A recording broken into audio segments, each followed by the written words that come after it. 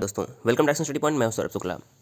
दोस्तों आज हो गया है 19 दिसंबर और आपका 25 दिसंबर को परीक्षा होने वाली है, तो आपको लगातार तैयारी करना चाहिए। दोस्तों इस वीडियो में हम आपके लिए एक मास्टर प्रैक्टिस सेट दोस्तों लेकर आए हैं, जिसमें 1 से लेकर 50 प्रश्न दोस्तों देखने वाले हैं। सारे प्रश्न मोस्ट इंपॉर्टेंट हैं और आज से उम्मीद है कि 50 में से आप कम से कम 45 प्रश्न सही करेंगे, क्योंकि अब एग्जाम में आपके समय नहीं बचा हुआ है। इस वीडियो की जो PDF फाइल है आपको हमारे टेलीग्राम पर मिल जाएगी, तो टेलीग्राम पर जाइए और डायरेक्शन स्टडी पॉइंट सर्च करके जो है टेलीग्राम से जो है PDF आप आराम से डाउनलोड कर सकते हैं। तो आइए शुरू करते हैं आज का वीडियो।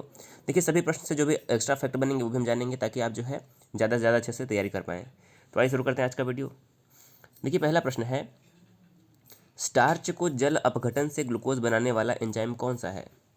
तो स्टार्च को जल अपघटन से ग्लूकोज बनाने वाला जो एंजाइम है वो हो जाएगा एमाइलेज। ऑप्शन नंबर यहाँ पर जो बी है सही हो जाएगा। अगला प्रश्न है, दूसरा प्रश्न, भारतीय संविधान का कौन सा अनुच्छेद भारत की विदेश नीति से संबंधित है? तो देखिए यहाँ पर काफ़ी इंपॉर्टेंट प्रश्न ये है, तो इस प्रश्न का हमारा सही उत्तर हो जाएगा ऑप्शन नंबर डी, अनुच्छेद 51 जो है भारत की विदेश नीति से संबंधित है। देखिए इसमें क्या कहा गया है, अंतर्राष्ट्रीय शांति व सुरक्षा की अभिवृद्धि करना जो है 51 में रखा गया है, यानी कि अंतर्राष्ट्रीय शांति और सुरक्षा की भावना यानी कि विदेश नीति से संबंधित हो जाएगा। अगर हम अनुच्छेद 60 की बात करें तो जो अनुच्छेद 60 है इसमें राष्ट्रपति के शपथ का प्रावधान किया गया है। और अनुच्छेद हम 312 की बात करें तो 312 में जो है राज्यसभा के द्वारा जो है अखिल भारतीय जो सेवाएं होती हैं, जैसे कि यूनियन पब्लिक सर्विस कमीशन वगैरह जो है अखिल भारतीय सेवाएं, तो उनके स्थापना की अनुशंसा की जाती है 312 के अनुच्छेद के अंतर्गत। आपको पता होगा कि 315 से लेकर 323 तक में जो है यूनियन पब्लिक सर्विस कमीशन रखा गया है, और 312 में जो है उनके सृजन की जो है प्रावधान किया गया है अखिल भारतीय सेवाओं की। तो यहाँ पर डी ऑप्शन सही हो जाएगा। तीसरा प्रश्न हमारा है कि निम्न में से किस नदी के तट पर बद्रीनाथ का प्रसिद्ध मंदिर स्थित है? तो बद्रीनाथ का मंदिर कहाँ पर स्थित है? तो इस प्रश्न का सही उत्तर हो जाएगा अलकनंदा नदी के तट पर जो है बद्रीनाथ का प्रसिद्ध मंदिर स्थित है। यहाँ पर सही उत्तर क्या हो जाएगा? ऑप्शन नंबर ए, अलकनंदा यहाँ पर सही उत्तर हो जाएगा। चौथा प्रश्न है, रक्त का थक्का बनने में फाइब्रिनोजन जो है इसको फाइब्रिन के परिवर्तन में भाग लेने वाले एंजाइम कौन से हैं? तो चौथे प्रश्न का सही उत्तर हो जाएगा यहाँ पर देखिए हमारा ऑप्शन नंबर डी, जो थ्रोम्बिन यहाँ पर है, थ्रोम्बिन बिल्कुल सही उत्तर हो जाएगा चौथे प्रश्न का।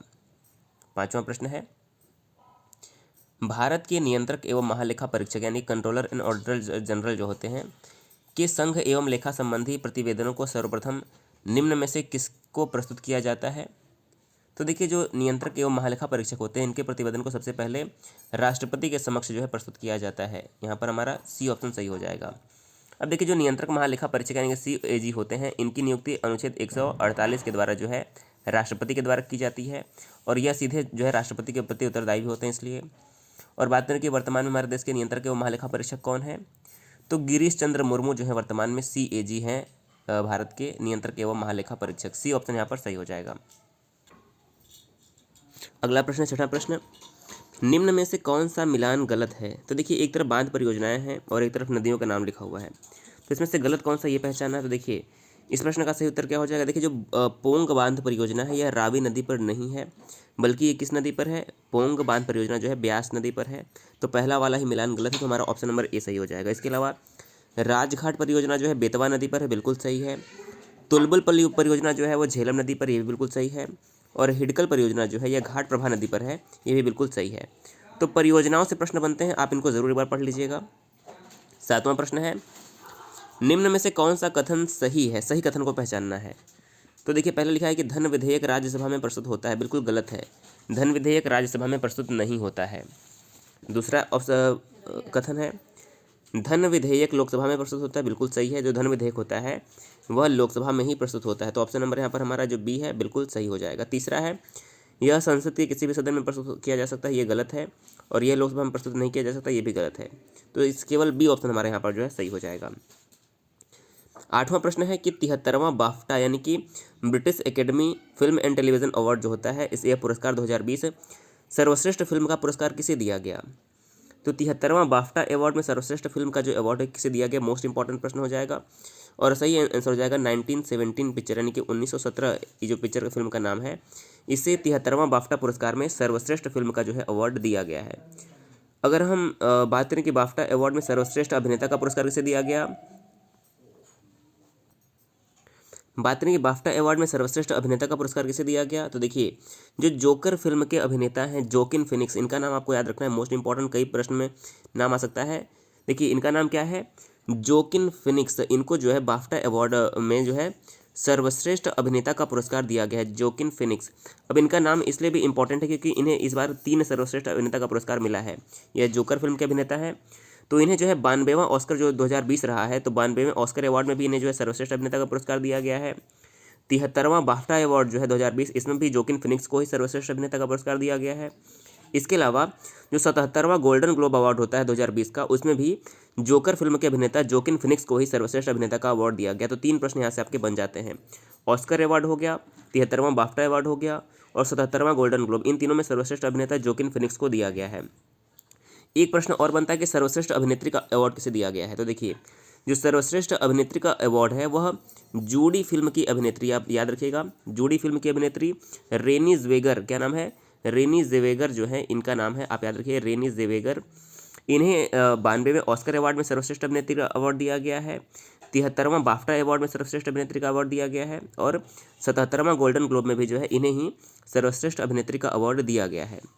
इसके अलावा हम बात करें पैरासाइट की, तो पैरासाइट को जो है 92वें ऑस्कर अवार्ड में सर्वश्रेष्ठ फिल्म का पुरस्कार दिया गया है पैरासाइट को। तो ये कुछ प्रश्न जो हैं बनते हैं।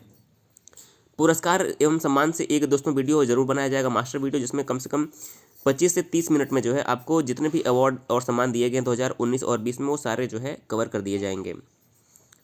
9वां प्रश्न है कि भारतीय संविधान के किस अनुच्छेद के अंतर्गत नागरिकों को मौलिक अधिकार प्रदान किए गए हैं। तो देखिए अगर हम मौलिक अधिकार की बात करें तो ये हमारे संविधान के भाग 3 में और अनुच्छेद 12 से 35 में आते हैं, ये सभी को पता है। तो सही उत्तर हो जाएगा अनुच्छेद 12 से 35 में जो है हमारे मौलिक अधिकार आते हैं, बी ऑप्शन सही हो जाएगा। 10 नंबर प्रश्न है 1854 की वुड डिस्पैच की उपलब्धियों का मूल्यांकन करने के लिए किस आयोग का गठन किया गया था। तो सही उत्तर हो जाएगा जो 1854 में वुड डिस्पैच आया था, इसके मूल्यांकन करने के लिए जो है हंटर आयोग का गठन भारत में किया गया था। तो ए ऑप्शन सही हो जाएगा। 11वां प्रश्न है 2023 में होने वाले आईसीसी क्रिकेट वर्ल्ड कप की मेज़बानी निम्न में से कौन सा देश करेगा। तो देखिए जो 2023 में आईसीसी क्रिकेट वर्ल्ड कप होने वाला है इसकी मेज़बानी कौन करेगा, तो ये करेगा दोस्तों भारत। ऑप्शन नंबर यहाँ पर सी करेक्ट हो जाएगा। अब देखिए आगामी वर्षों में कुछ ऐसे प्रमुख खेल हैं जिनका जो है मेज़बानी भारत के द्वारा किया जाएगा, तो उनका नाम याद रख लीजिए। पहले तो क्या हो गया 2023 में होने वाला आईसीसी क्रिकेट वर्ल्ड कप, इसके अलावा जो 2021 में होने वाला आईसीसी टेस्ट चैंपियनशिप जो है ये भी भारत में ही आयोजित किया जाएगा। 2021 में आयोजित होने वाला आईसीसी टेस्ट क्रिकेट विश्व चैंपियनशिप ये भी भारत में होगा। इसके बाद जो 2021 में होने वाला है, क्या 2021 में 7वां आईसीसी T20, तो जो 2021 में T20 वर्ल्ड कप होने वाला है ये भी भारत में होने वाला है। इसके बाद जो 2021 में चैंपियंस ट्रॉफी होने वाला है ये भी जो है भारत में ही आयोजित किया जाएगा, तो इन सबका नाम याद रखिएगा, ये सभी जो है भारत में होने वाले हैं। इसके अलावा जो आईसीसी T20 वर्ल्ड कप 2022 में होगा वो साउथ अफ्रीका में होगा, और जो 12वां आईसीसी महिला एक दिवसीय T20 वर्ल्ड कप क्रिकेट विश्व कप है वो ऑस्ट्रेलिया और न्यूजीलैंड में जो है खेला जाएगा। 12वां प्रश्न है व्यक्तिगत स्वतंत्रता के अधिकार के लिए निम्न में से कौन सी रिट यानी कि याचिका दायर की जा सकती है। तो व्यक्तिगत स्वतंत्रता के लिए जो है बंदी प्रत्यक्षीकरण जो है रिट दायर की जाती है कोर्ट के द्वारा, सी ऑप्शन यहाँ पर सही हो जाएगा। और यह संविधान के अनुच्छेद 32 के तहत जो है जारी किया जाता है सुप्रीम कोर्ट द्वारा, और 226 के तहत जो है हाई कोर्ट के द्वारा जो है जारी किया जाता है। 13वां प्रश्न है राज्यसभा के पहले सभापति हमारे देश में कौन थे। तो भारत के उपराष्ट्रपति ही राज्यसभा के सभापति होते हैं, तो हमारे देश के पहले उपराष्ट्रपति सर्वपल्ली राधाकृष्णन थे, तो ये भी जो है हो जाएंगे राज्यसभा के पहले सभापति, बी ऑप्शन यहाँ पर सही हो जाएंगे। वर्तमान में एम वेंकैया नायडू उपराष्ट्रपति और सभापति हैं। 14वां प्रश्न है त्रिवेणी नहर किस नदी पर अवस्थित है।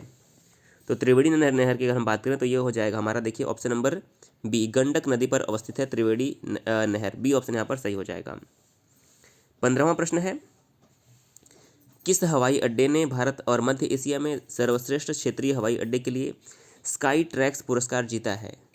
तो 15 नंबर प्रश्न का सही उत्तर हो जाएगा जो कैंपे गौड़ा अंतर्राष्ट्रीय हवाई अड्डा बेंगलुरु में है, यानी कि बेंगलुरु का अंतर्राष्ट्रीय हवाई अड्डा, इसने जो है सर्वश्रेष्ठ जो है हवाई अड्डे का स्काई ट्रैक्स पुरस्कार जीता है, ए ऑप्शन यहाँ पर सही हो जाएगा। 16वां प्रश्न है सर्वोच्च न्यायालय के न्यायाधीशों की नियुक्ति की जाती है राष्ट्रपति द्वारा, डी सही हो जाएगा, सर्वोच्च न्यायालय के मुख्य न्यायाधीश के परामर्श के साथ, डी ऑप्शन यहाँ पर सही हो जाएगा। अगला प्रश्न है 17वां प्रश्न वाल्मीकि वन्य जीव अभयारण्य बिहार के किस जिले में अवस्थित है? तो 17 नंबर प्रश्न का देखिए सही हो जाएगा। जो वाल्मीकि वन्य जीव अभयारण्य है यह पश्चिमी चंपारण जिले में जो है स्थित है। कहाँ पर? सी, पश्चिमी चंपारण यहाँ पर हमारा सही उत्तर हो जाएगा। अगला प्रश्न है 18वां। राष्ट्रीय आपातकाल में लोकसभा की अवधि नहीं बढ़ाई जा सकती, ये गलत है। जब तक आपातकाल रहे तब तक के लिए बढ़ाई जा सकती है, ये भी गलत है। केवल 1 वर्ष के लिए बढ़ाई जा सकती है, बिल्कुल सही है। तो राष्ट्रीय आपातकाल के समय में जो है लोकसभा की अवधि 1 वर्ष के लिए बढ़ाई जा सकती है, बिल्कुल सही, सी ऑप्शन हो जाएगा। 19वां प्रश्न है दूर संचार के लिए प्रयुक्त तरंगें कौन सी होती हैं? तो दूर संचार के लिए जो प्रयुक्त तरंगें होती है वो माइक्रोवेव होती हैं। क्या होती हैं? माइक्रोवेव, बी ऑप्शन यहाँ पर सही उत्तर हो जाएगा। 20वां प्रश्न है दिनेश गोस्वामी समिति का संबंध था किससे? तो दिनेश गोस्वामी समिति का संबंध था निर्वाचन सुधारों से था, यानी कि जो इलेक्शन में सुधार होते हैं इनसे सुधार संबंधित था दिनेश गोस्वामी समिति का संबंध, बी ऑप्शन सही हो जाएगा। 21वां प्रश्न है 71वें संविधान संशोधन से संविधान की 8वीं अनुसूची में कौन सी 3 भाषाएं जोड़ी गई थी? तो देखिए जो 71वां संविधान संशोधन हुआ था इसके तहत संविधान में 3 भाषाएं नेपाली, कोंकणी और मणिपुरी जोड़ी गई थी। तो सही उत्तर क्या हो जाएगा? नेपाली, कोंकणी और मणिपुरी। तो ये हमारा सही उत्तर क्या हो जाएगा? Option number C, Nepali, Konkani और मणिपुरी। और देखिए इसके बाद जो हमारे संविधान का 92वां संविधान संशोधन हुआ 2003 में, 92वां संविधान संशोधन 2003 में, तब भारतीय संविधान में 8वीं अनुसूची में जो है 4 भाषाएं और जोड़ी गई। कौन कौन सी थी? बोडो, डोंगरी, मैथिली और संथाली। तो इनका विराम याद रखिएगा। इसके बाद जो है वर्तमान में हमारे 8वीं अनुसूची में भाषाओं की संख्या कितनी है? तो 22 भाषाओं की संख्या वर्तमान में है हमारे। 22वां प्रश्न है अंतर्राष्ट्रीय नृत्य दिवस किस तिथि को मनाया जाता है? तो सही उत्तर हो जाएगा ऑप्शन नंबर बी, 29 अप्रैल को जो है अंतर्राष्ट्रीय नृत्य दिवस मनाया जाता है। यहाँ पर हमारा बी ऑप्शन जो है सही उत्तर हो जाएगा। 23वां प्रश्न है जिस समिति ने लोकतांत्रिक विकेंद्रीकरण और पंचायती राज की सिफारिश की उसका सभापति कौन था? तो देखिए पंचायती राज व्यवस्था के लिए जो है 1957 में भारत में एक कमेटी स्थापित की गई थी जिसका नाम आपको पता होगा कि बलवंत राय मेहता कमेटी। तो बलवंत राय मेहता के सभापति यानी कि इनकी अध्यक्षता में जो है लोकतांत्रिक विकेंद्रीकरण और पंचायती राज व्यवस्था की जो है नींव पड़ी थी। तो हमारा सही उत्तर क्या हो जाएगा? डी, बलवंत राय मेहता। यहाँ पर डी ऑप्शन सही हो जाएगा। इन्होंने जो है त्रिस्तरीय पंचायती राज व्यवस्था की अनुशंसा की थी। मोस्ट इंपॉर्टेंट प्रश्न ये हो जाएगा। 24वां प्रश्न है विजयनगर का प्रसिद्ध हजार मंदिर किसके शासनकाल में निर्मित हुआ था? तो विजयनगर का प्रसिद्ध हजार मंदिर जो है यह कृष्णदेव राय के शासनकाल में निर्मित हुआ था। यहाँ पर ए ऑप्शन सही हो जाएगा। अगला प्रश्न है 25वां निम्न में से कौन भारत को धर्मनिरपेक्ष राज्य वर्णित करता है? तो देखिए जो भारत को धर्मनिरपेक्ष राज्य वर्णित करता है वो हो जाएगा हमारे संविधान की प्रस्तावना। यहाँ पर हमारा जो है बी ऑप्शन बिल्कुल सही उत्तर हो जाएगा। 26वां प्रश्न है पंचायतों को संवैधानिक दर्जा प्रदान किया गया है किस अनुच्छेद के तहत? तो देखिए जो हमारे संविधान का 73वां संविधान संशोधन हुआ था उसके तहत हमारे संविधान में 11वीं अनुसूची जोड़ी गई जिसमें जो है पंचायती राज का उल्लेख है और जो है अनुच्छेद 243 में क से लेकर ड़ तक जो है पंचायती राज व्यवस्था का वर्णन किया गया। तो हमारा सही उत्तर क्या हो जाएगा? 243 के अंतर्गत जो है पंचायतों को जो है संवैधानिक दर्जा प्रदान किया गया। यहाँ पर हमारा बी ऑप्शन बिल्कुल सही उत्तर हो जाएगा। 27वां प्रश्न है जेनेटिक्स निम्नलिखित में से किसका अध्ययन है? तो जो जेनेटिक्स होता है यह आनुवंशिकता और विचरण का अध्ययन होता है। यहाँ पर सी ऑप्शन जो है सही उत्तर हो जाएगा। 28वां प्रश्न है संविधान सभा द्वारा स्थापित मौलिक अधिकारों और अल्पसंख्यकों हेतु सलाहकार समिति के अध्यक्ष कौन थे? तो देखिए ये मोस्ट इंपॉर्टेंट प्रश्न हो जाएगा। संविधान की प्रस्तावना जो है यह पंडित नेहरू द्वारा प्रस्तुत की गई थी और जो मौलिक अधिकार एवं अल्पसंख्यक हेतु सलाहकार समिति थी उसके अध्यक्ष बनाए गए थे सरदार वल्लभ भाई पटेल। तो इस प्रश्न का हमारा बी ऑप्शन जो है बिल्कुल सही हो जाएगा। इसके अलावा अगर बी आर अम्बेडकर की बात करें तो इन्हें जो है संविधान सभा की प्रारूप समिति यानी कि ड्राफ्टिंग कमेटी का चेयरमैन बनाया गया था भीमराव अम्बेडकर को। 29वां प्रश्न है शून्य अंश अक्षांश तथा शून्य अक्ष देशांतर अवस्थित है किस महासागर में? तो जो 0 डिग्री लेटीट्यूड और 0 डिग्री लॉन्गिट्यूड हमारा होता है ये जो है कहाँ पर स्थित है? अटलांटिक महासागर हमारा जो है सही उत्तर हो जाएगा। यहाँ पर 29 नंबर प्रश्न का अटलांटिक महासागर ए ऑप्शन बिल्कुल सही हो जाएगा। 30वां प्रश्न है उदयपुर वन्यजीव अभयारण्य कहाँ पर स्थित है? तो देखिए उदयपुर नाम से कभी कभी कन्फ्यूजन हो सकता है, ये राजस्थान में नहीं है बल्कि कहाँ पर है? उदयपुर वन्यजीव अभयारण्य जो है ये हमारा हो जाएगा बिहार में। कहाँ पर है? उदयपुर वन्यजीव अभयारण्य बिहार में है। ऑप्शन नंबर हमारा बी, देखिए बिहार के कहाँ पर है, यह पश्चिमी चंपारण में जो है यह है, तो याद रखिएगा पश्चिमी चंपारण में उदयपुर वन्यजीव अभयारण्य स्थित है। 31वां प्रश्न है, 22 निम्न में से किस देश की स्थानीय पवन है? तो 22 की बात करें तो यह जो है फ्रांस की एक स्थानीय पवन है और यह ठंडी एवं शुष्क हवा है फ्रांस की, तो यहाँ पर डी ऑप्शन सही उत्तर हो जाएगा। 32वां प्रश्न है, राम सागर परियोजना किस नदी पर अवस्थित है? तो देखिए जो नागार्जुन सागर परियोजना है वो किस नदी पर है? नागार्जुन जो है अगर नाम आएगा तो कृष्णा नदी हमारा सही उत्तर हो जाएगा। और राम सागर परियोजना की अगर हम बात करें तो ये हमारा गोदावरी नदी पर हो जाएगा। कहाँ पर? गोदावरी नदी पर, और यह आंध्र प्रदेश में स्थित है। दोनों याद रखिएगा। इस प्रश्न का बी ऑप्शन जो है सही उत्तर हो जाएगा। 33वां प्रश्न है, ट्राइटन किस ग्रह का प्रमुख उपग्रह है? देखिए ट्राइटन जो है, एक नाम आता है टाइटन और एक आता है ट्राइटन, तो दोनों का देखिए दोनों अलग अलग ग्रह के उपग्रह हैं।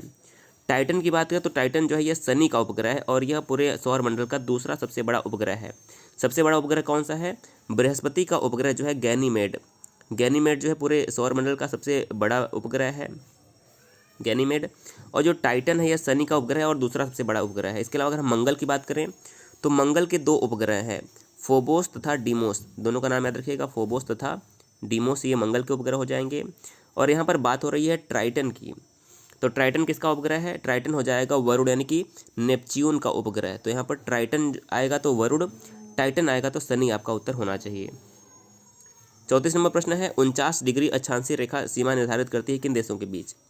तो जो 49 डिग्री अक्षांशीय रेखा होती है यह संयुक्त राज्य अमेरिका और कनाडा के बीच में जो है सीमा रेखा का जो है निर्धारण करती है, तो ए ऑप्शन यहाँ पर बिल्कुल सही उत्तर हो जाएगा। भारत चीन की बात करें तो भारत और चीन को मैकमोहन रेखा अलग करती है। कौन सी रेखा? भारत चीन को मैकमोहन रेखा, भारत पाकिस्तान को रेडक्लिफ रेखा, पाकिस्तान अफगानिस्तान को डूरंड रेखा, भारत और श्रीलंका को जो है पाक जलडमरू मध्य। तो ये सभी कुछ नाम जो है इंपॉर्टेंट है, आपको याद रखना है। 35वां प्रश्न है, नेलांग घाटी किस राज्य में अवस्थित है? तो नेलांग घाटी जो है यह उत्तराखंड राज्य में अवस्थित है। यहाँ पर डी ऑप्शन उत्तराखंड हमारा सही जवाब हो जाएगा। 36वां प्रश्न है, गेहूं में रोटी बनाने के गुणों को प्रभावित करने वाला पदार्थ कौन है? तो गेहूं में रोटी बनाने के गुणों को प्रभावित करने वाला जो पदार्थ है वो हो जाएगा ग्लूटीन। ए ऑप्शन है यहाँ पर ग्लूटीन जो है करेक्ट आंसर होगा। 37वां प्रश्न है, भारत में सर्वाधिक क्षेत्र पर किस प्रकार के वनों का विस्तार है? तो भारत में सर्वाधिक जो क्षेत्र है उस पर उष्णकटिबंधीय पर्णपाती वनों का जो है विस्तार है। सही उत्तर क्या हो जाएगा? ए, उष्णकटिबंधीय पर्णपातीय वन। 38वां प्रश्न है, कोविड-19 के बीच सहायता के लिए चलाया गया आउटरीच कार्यक्रम मिशन सागर जो है का निम्न में से कौन सा देश इसका हिस्सा नहीं है? तो मिशन सागर का हिस्सा कौन सा देश नहीं है, ये आपको पहचानना है। तो देखिए मालदीव इसका हिस्सा है, मेडागास्कर इसका हिस्सा, लेकिन श्रीलंका इसका हिस्सा नहीं है। मालदीव, मेडागास्कर और सेशल्स ये तीनों जो हैं इसके हिस्सा है मिशन सागर के, श्रीलंका नहीं है। तो देखिए इस कार्यक्रम का जो लक्ष्य है वो मालदीव, मेडागास्कर और सेशल्स तथा कोमोरोस को कोविड-19 के दौरान खाद्य पदार्थ एवं आयुर्वेदिक दवाइयाँ उपलब्ध कराना था। तो इसमें जो है भारत ने काफ़ी जो है सहयोग किया इन देशों का। 39वां प्रश्न है, निम्न में से कौन सा मिलान गलत है? तो गलत मिलान को आपको पहचाना। देखिए बिहार में सर्वाधिक लिंगानुपात वाला जिला कौन सा है, यानी कि प्रति 1000 पुरुषों पर महिलाओं की संख्या सबसे अधिक कहाँ पर है? तो पटना। देखिए गलत आंसर है, हमारा सही उत्तर क्या होना चाहिए? पटना। जो पहला ऑप्शन है ये मिलान गलत है। सर्वाधिक लिंगानुपात वाला जो जिला है वो हो जाएगा भागलपुर और यहाँ का लिंगानुपात जो है 879 है। इसके अलावा न्यूनतम लिंगानुपात मुंगेर सही है, सर्वाधिक साक्षरता रोहतास सही है और न्यूनतम साक्षरता वाला जिला जो है पूर्णिया, ये भी सही है। तो हमारे यहाँ पर ये जो है गलत दिया हुआ है। 40 नंबर प्रश्न है, पूसा बोल्ड एक प्रजाति है किसकी? तो जो पूसा बोल्ड है यह एक प्रकार की सरसों की प्रजाति है। क्या हो जाएगा? यह सरसों की प्रजाति है। 41वां प्रश्न है, महानंदा नदी का उद्गम स्थल क्या है, यानी यह कहाँ से निकलती है? तो जो महानंदा नदी है यह दार्जिलिंग की पहाड़ियों से निकलती है। क्या, कहाँ से? दार्जिलिंग की पहाड़ियों से निकलती है। बी ऑप्शन सही हो जाएगा। 42वां प्रश्न है, एक्वारेजिया में हाइड्रोक्लोरिक अम्ल तथा नाइट्रिक अम्ल का अनुपात कितना होता है? तो इस प्रश्न का सही हो जाएगा, इसमें 3:1 का अनुपात होता है। एक्वारेजिया में हाइड्रोक्लोरिक अम्ल तथा नाइट्रिक अम्ल का कितना? 3:1। 42 का बी ऑप्शन सही हो जाएगा। 43वां प्रश्न है कि राज्य पुनर्गठन आयोग ने 1 नवंबर 1956 को कितने राज्य तथा कितने संघ राज्य बनाए? तो सही उत्तर हो जाएगा, प्रारंभ में 14 राज्य और 6 संघ राज्य बनाए गए थे। अगर हम वर्तमान की बात करें तो भारत में 28 राज्य और 8 जो है केंद्र शासित प्रदेश हैं। तो इनका नाम आप ज़रूर याद रखिएगा। 44वां प्रश्न है, भारतीय अर्थव्यवस्था वर्णित की जा सकती है किस प्रकार से? तो देखिए, जो भारतीय अर्थव्यवस्था यह एक विकासशील अर्थ है, यानी कि डेवलपिंग अर्थव्यवस्था है, विकासशील। बी ऑप्शन यहाँ पर हमारा सही उत्तर हो जाएगा।